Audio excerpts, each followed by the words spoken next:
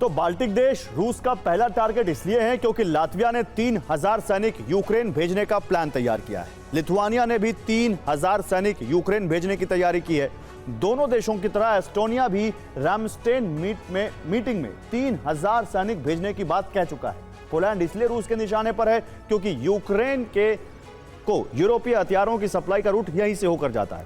Britain इसलिए निशाने पर है क्योंकि पीएम स्टॉर्मर ने यूक्रेन को मदद देने के लिए कॉलिशन ऑफ विलिंग बनाया है और इसके साथ ही ब्रिटेन भी यूक्रेन में सैन्य तैनाती को तैयार हो चुका है।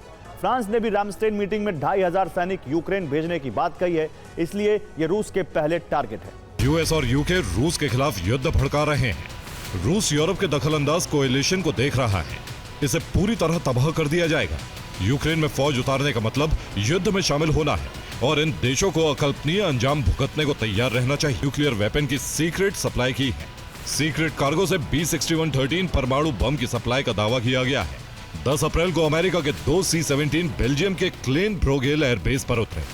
14 अप्रैल को ये वापस लौटे और न्यू मैक्सिको में लैंडिंग की है। और रिपोर्ट है कि इंडोनेशिया के पापुआ में रूसी बॉम्बर बेस की बनाने की तैयारी की जा रही है। इंडोनेशिया का पापुआ ऑस्ट्रेलिया के डार्विन से 1200 किलोमीटर दूर है। खास बात यह है कि डार्विन में यूएस मरीन कोर का बेस है और 6 महीने अमेरिकी नेवी यहां रहती है। अब डार्विन के बेस पर यूएस बॉम्बर की लैंडिंग का इंफ्रास्ट्रक्चर तैयार किया जा रहा है।